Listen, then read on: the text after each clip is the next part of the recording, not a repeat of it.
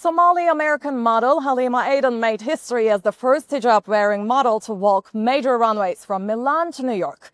She made headlines as the first to appear on the covers of top magazines like Vogue Arabia, Allure, and Sports Illustrated. While redefining beauty standards, she also stands for diversity and the rights of refugee children. And I'm so glad that you're here with us today. Welcome to our show. Thank you so much for having me. Your story begins in the Kakuma refugee camp in Kenya. And can you take us back to those years? And can you tell us a bit about your background and those early years? Yes, of course. So I was born to Somali parents, but unfortunately due to the Somali civil war, my family had fled. And my mom, I was born and raised in Kakuma.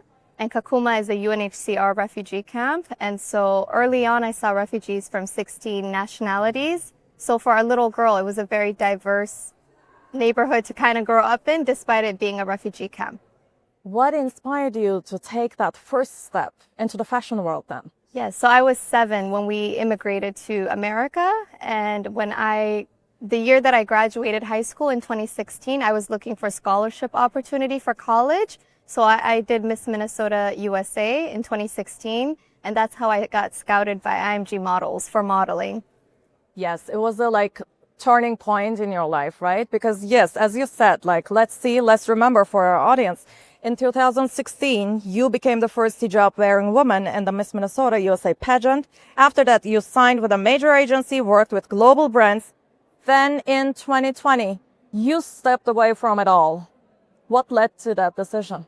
I think you need sometimes breaks to recalibrate and to come back stronger. And so those 3 years I spent working with organizations like Refugee, spending time with family, which honestly is the most priceless thing that you could do in this world. I wanted to kind of give myself a chance to catch my breath and realign my values again. And this time a little bit older and more mature and still doing what I love to do the most, which is my activism work.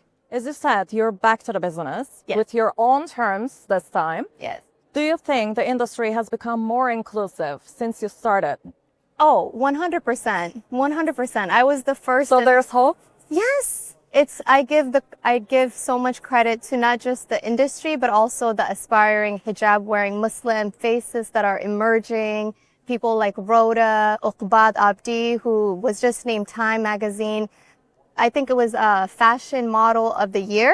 And so for a hijabi to accomplish something so incredible, I'm so blessed, and that was always what I wanted, not just to settle for being the one and only, but to really make it a safe and welcoming atmosphere for all the next new faces. And so I'm excited for the next generation, even after us. What do you think still needs to change behind the scenes in the fashion industry? Oh, that's a good question. I think more editors. I would love to see more women editors from all different walks of life, and not just Muslim, but also there's so many things that are happening. I look at the Ukraine war and there's so many stories even there that need to be highlighted, everything that's happening in Gaza. And so I hope that fashion could be also a serious place for us to talk about global issues. You're also an ambassador for UNICEF. What drives this commitment? I think having lived it and seen the good and the bad, I think it offers a new perspective. And refugee kids, they're no different than the kids in Minnesota. They're still kids. They're like babies, And so I think I offer that, having lived it, that it doesn't always have to be so serious, that it could still be a way that nurtures creativity among refugee children. And so I'm hoping to do even more work with UNICEF. And I also love organizations like Refugee. They have a campus in Nairobi, a couple campuses actually. And so I've supported their artisan program where refugee women and girls create bags and fabric and dyes, and they go into the community and sell and generate income for themselves and for their children.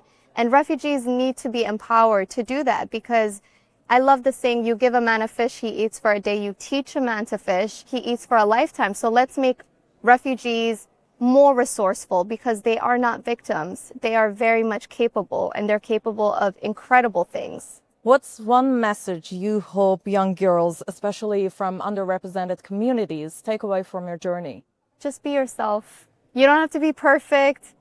You don't have to always, be the smartest in the room. Just be yourself, because we all have a unique perspective and nobody's ever lived your life. Nobody's ever lived my life, and vice versa for all of us on this planet. And so I think use that gift, the gift of being you. There's only one you. So we have to all just support each other and support each other to stay true to ourselves.